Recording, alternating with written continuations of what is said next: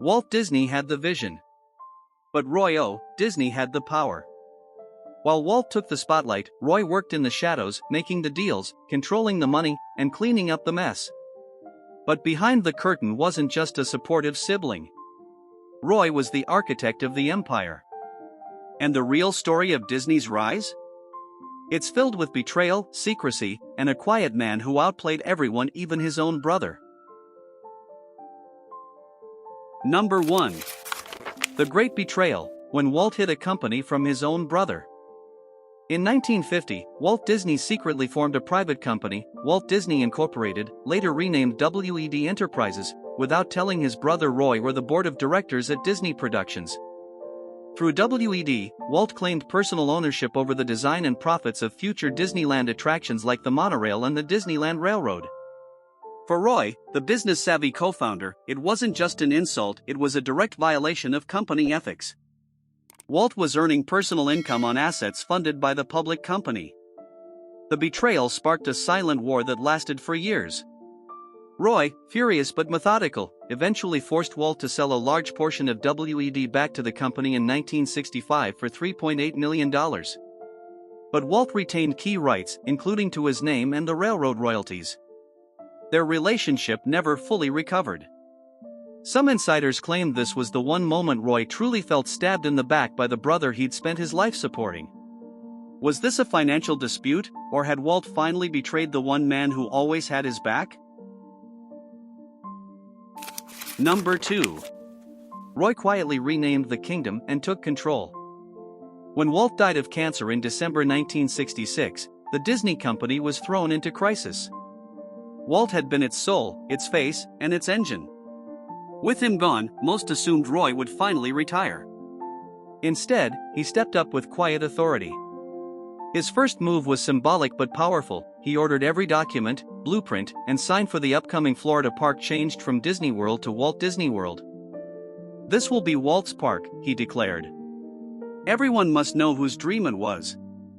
But it was more than a tribute.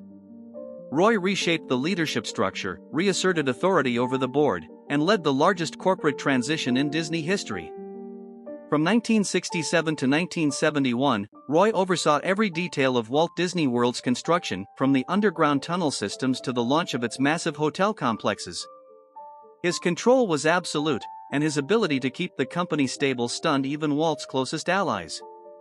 Did Roy honor Walt's legacy, or quietly seize the throne while no one was looking? Number 3. The Secret War over Disneyland. Roy never believed in Disneyland. To him, theme parks were cheap, noisy carnivals not worthy of the Disney name. In the early 1950s, when Walt proposed a family-focused park in Anaheim, Roy refused to finance it through the studio. Walt, ever the dreamer, created WED Enterprises and mortgaged everything he had, including a life insurance policy and his home. But the idea still needed outside money. Walt's solution was bold. He approached ABC with a television pitch. Roy negotiated the deal, and in 1954, ABC agreed to invest $4.5 million in exchange for a 34% stake in Disneyland and exclusive rights to Disney programming. Disneyland opened on July 17, 1955, and drew over 1 million visitors in its first 60 days. Roy, once skeptical, now had a new model, using theme parks to expand Disney's financial reach. Within years, he was using Disneyland's success to court Wall Street and fund the company's transformation into a global powerhouse. Was Roy cautious, or was he waiting for Walt to prove the impossible? Number 4. 3 Days of War in the Desert. In 1963, the brothers clashed again, this time over who really owned the Disney dream. Roy demanded that Walt's personal company, WED, be sold back to the studio. Walt refused. The two met in Palm Springs to settle it. They argued for 3 straight days, so loudly that family members said the neighbors could hear them. They stopped speaking for months. Only after Roy shocked the board by siding publicly with Walt, saying, "None of us would be here without him," was peace restored. Walt gave Roy a ceremonial Indian peace pipe as a gesture of reconciliation. Number 5. Roy's Shadow Empire, Buena Vista and the $100 billion Mouse. Most people think Mickey made money from cartoons. In truth, Mickey made money from merch and Roy was the one who saw the opportunity. In 1930, Roy created Disney's in-house licensing arm to control Mickey's image. Today, Disney character merchandise generates over $100 billion annually. And when Hollywood distributors were taking too much of the pie, Roy secretly founded Buena Vista Distribution in 1953. He cut out the middlemen, gave Disney full control of its movies, and changed the business model forever. Walt made characters. Roy made empires. Number 6. The Cold War inside Disney, Walt's boys versus Roy's boys. By the 1950s, the Disney studio had quietly split into factions. The creative team followed Walt's bold, expensive vision. The finance and legal departments, nicknamed Roy's boys, were loyal to budgets and bottom lines. Even lunch tables were political. Walt once blew up after seeing a story artist dine with one of Roy's staff. "He's got his hand in the cookie jar again," Roy would mutter during Walt's cost overruns. But neither brother ever tolerated outsiders criticizing the other. Family war stayed in the family.